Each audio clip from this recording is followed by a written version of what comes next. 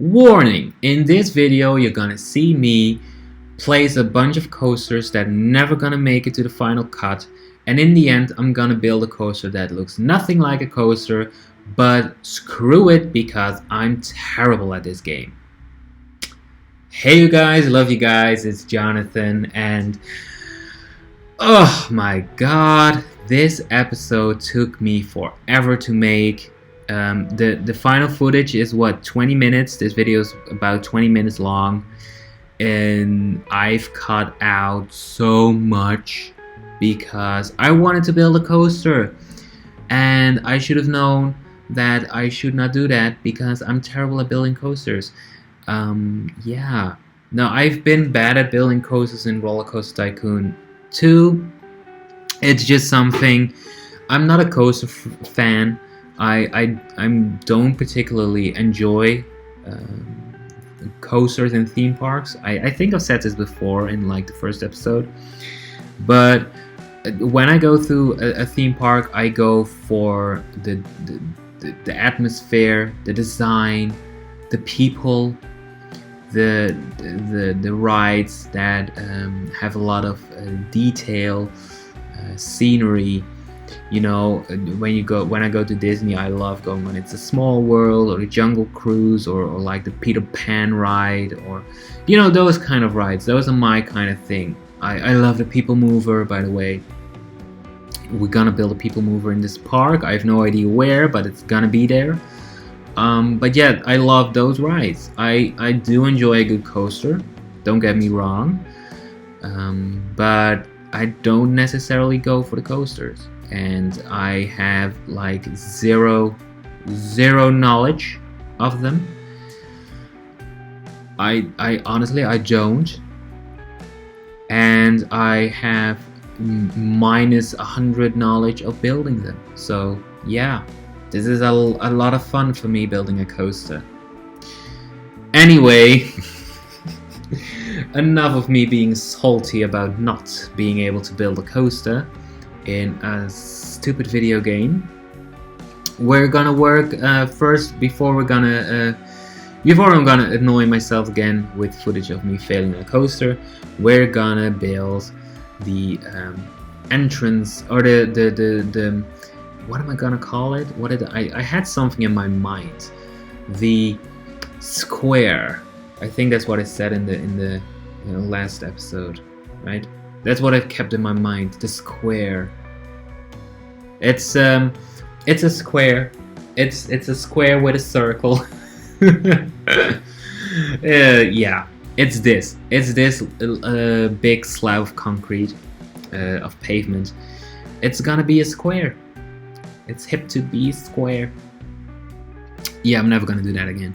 But I wanted to build, because this is where the main street is gonna be, and my main street is gonna be, what I had in mind was Hollywood Street, because I'm fancy. I don't need the D.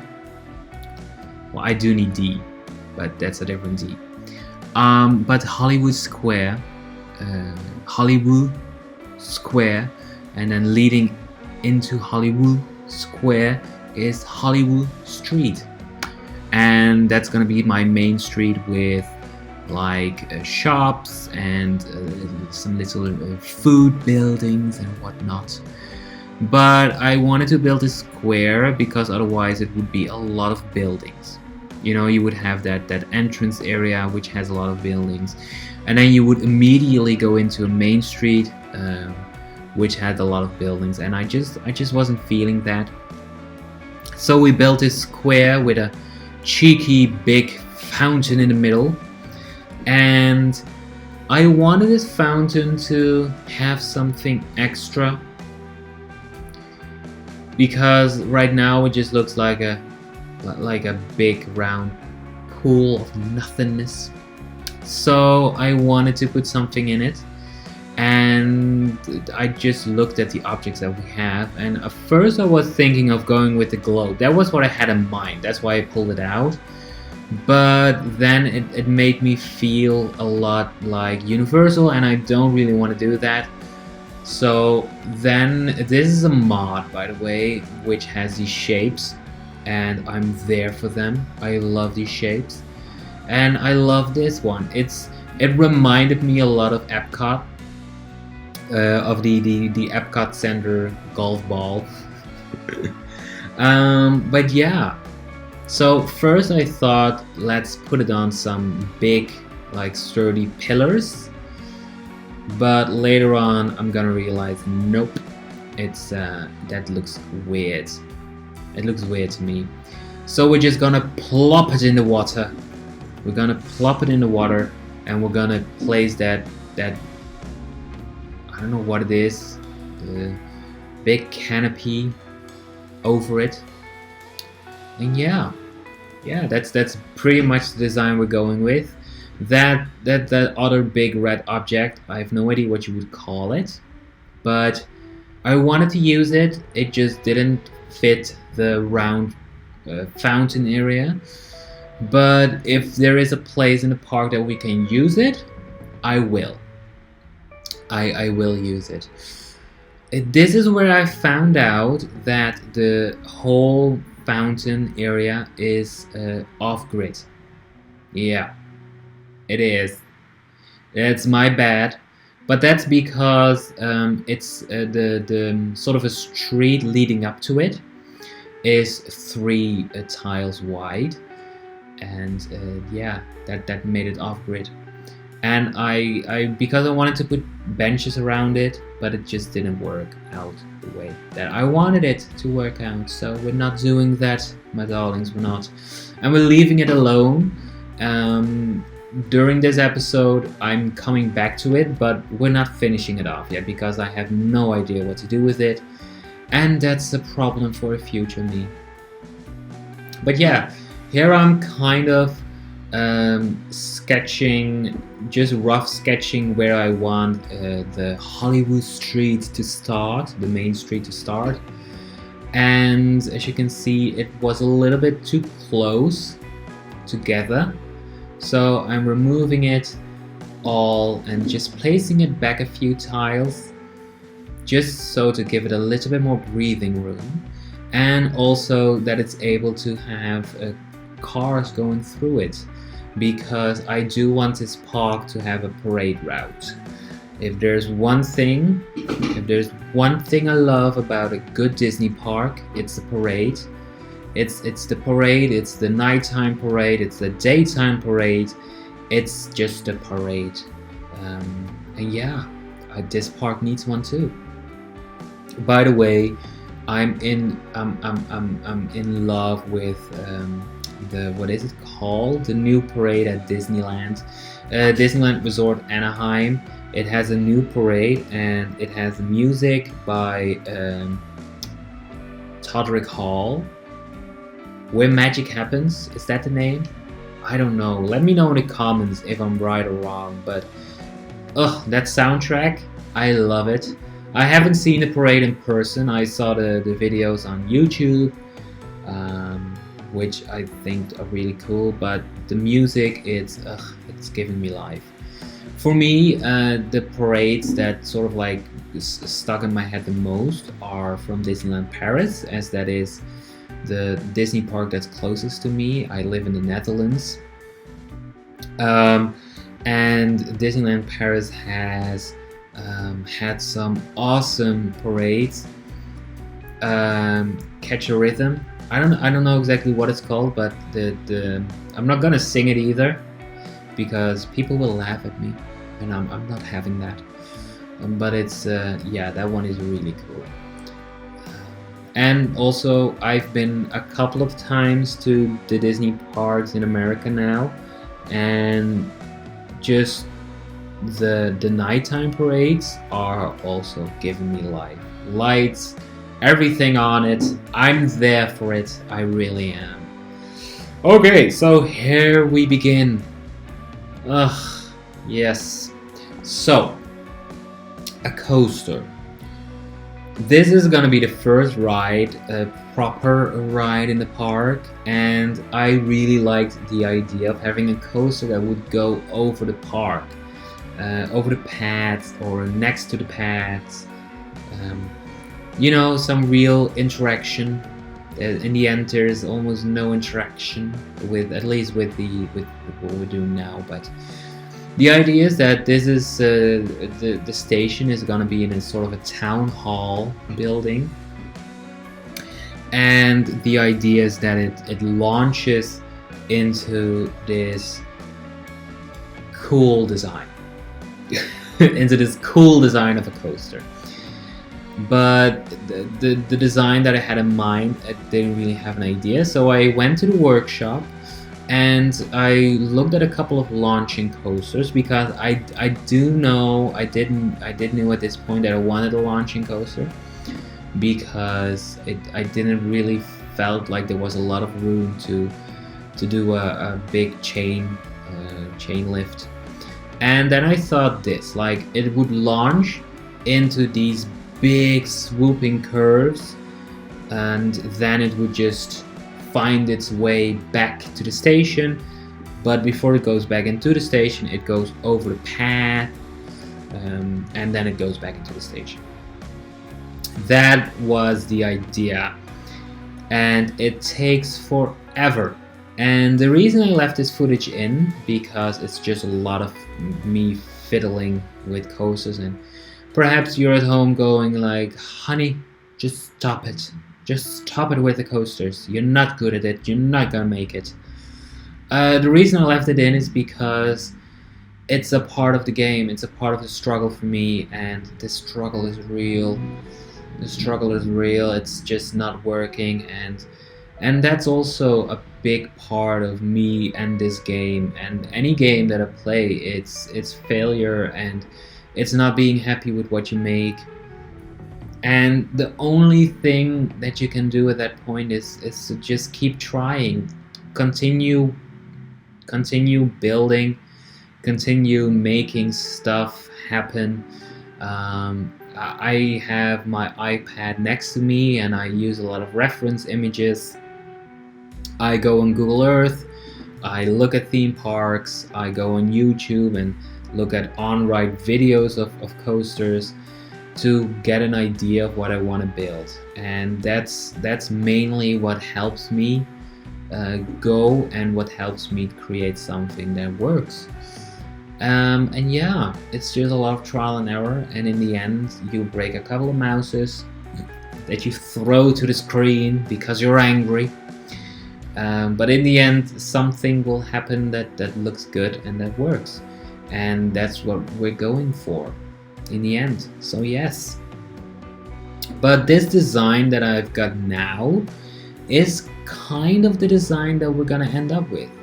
And in between here, I think I cut for like 2 days of work that I just wasn't happy with. Because this coaster, I think I remade it like 30 times. And in the end, the product that we have in the end, it's still not something I'm overly happy with, but I do think it works in the style of the game, and it has reasonable stats so that people will actually ride it. Because that's a thing that I've done in the past, is I would make a coaster that, honest to God, nobody would ride. And I'm gonna be honest, I would not have written them myself. But then when you open a coaster and guests are in the park and nobody rides it, it just makes it look dumb. It really does, and I did not want that. So one of the things I do is I build a coaster, and then I save, because I'm still in scenario editor, I would save the scenario, would open it as a park, and I would just see if people would go into the coaster and what I would say of it. And sometimes they just would not, or they would get really sick, and I don't want sick people, because I hate it. I hate it when there's puke everywhere. That's the one thing I hated it with Roller Coaster Tycoon, like the puke. It just doesn't make sense to me. Like, I've been to a lot of theme parks, and of course, obviously, every couple times somebody pukes, but not that massively. So no thank you, I'm not there for that at all. But yeah, This is a coaster design I was kind of feeling, but in the end it's not going over the pathing, it's not going over the square, it's just not, it did not look good in the end, it did not work, and yeah, we're not going with that. But we're keeping the coaster aside for a minute and we're just gonna box out some buildings. And this is a technique I've kind of learned to use, which is to use these the building materials in just very vibrant colors, and I always go with yellow, because then I can get an idea of how the layout is gonna be, of how the buildings are gonna look. And then in the end I can just use the coloring tool to paint it in the colors I like for the buildings, and I can add the details and whatnot. But yeah, it just gives me a good idea of how everything is going to work together, especially because I love working with different elevations in the park and with different heights and whatnot. So it just gives me a good idea of the direction I'm going in. But here we are working with the station building. I gotta be honest, the station building is one that I really enjoy. In the end, trust me, in the end, not now, not yet. But we're gonna build the station building in the next episode, not yet in this one. Because yeah, this one is just filled with me failing at coasters. Yay! But otherwise it would be too much footage for one episode. So the next episode I've already got finished. It's basically that main building, the town hall building. But yeah, that's what I'm really happy with. But yeah, as we're getting close to the end of this episode, I do want to say thank you for watching. Thank you for bearing with me. This is, by the way, the design of the coaster we're ending up with.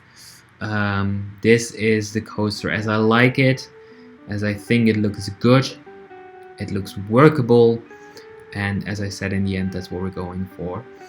But yeah, creating some little areas with some fencing to mark it off where people are not allowed.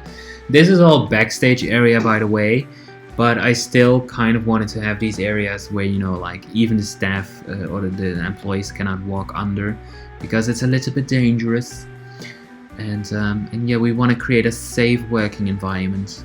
Also for our staff, we need safe workings, and yeah. But yeah, it's a very simple coaster. It goes down a little bit here at the beginning, and then it has a break, so it slows, and as it slows, it goes into the speed up area, into the launching area. That's what you call it. It's a launching area, and then it just goes straight ahead. It goes over the entrance area, which I think is really cool. So when you're like entering from the bus area, you can see that coaster going over you. I think that's a really cool effect. And it does like a big sweeping curve, and then it finds its way back to the station. So the real thrill of this coaster is the launch. That's what you ride this coaster for. It's a very short one. It's not a very special one, but it's mostly the launch that sort of sells the whole package here. And I think it looks really, really nice. Yeah, I do indeed. Yeah. So let me know what you think of it. Please be kind, be not too cruel, or when you're cruel, just use a little bit of salt. I do appreciate some saltiness. But here we're adding the transfer track. Yeah, I had no idea what I was doing there. But we're adding a transfer track just to add some more realism. Now again, I'm not I'm not somebody who's good at building coasters or building transfer tracks for that matter. So yeah, just take it as it is. To me personally, it looks plausible. It looks like something that could work, and that's what I'm going for in the end. That's what I'm going for, and yeah, I'm thoroughly there for it. Again, marking off some backstage areas with that yellow path, which I think looks really nice. And this is the exit and the entrance that's going to be in the building that I mapped out with the yellow. But yeah, at the end of this episode, I don't really have candy shots because I wanted to save those for the next episode when we kind of finish off the coaster with the town hall building. But yeah, I'll see you in the next one. Hey you guys, love you guys. This was Jonathan, and bye.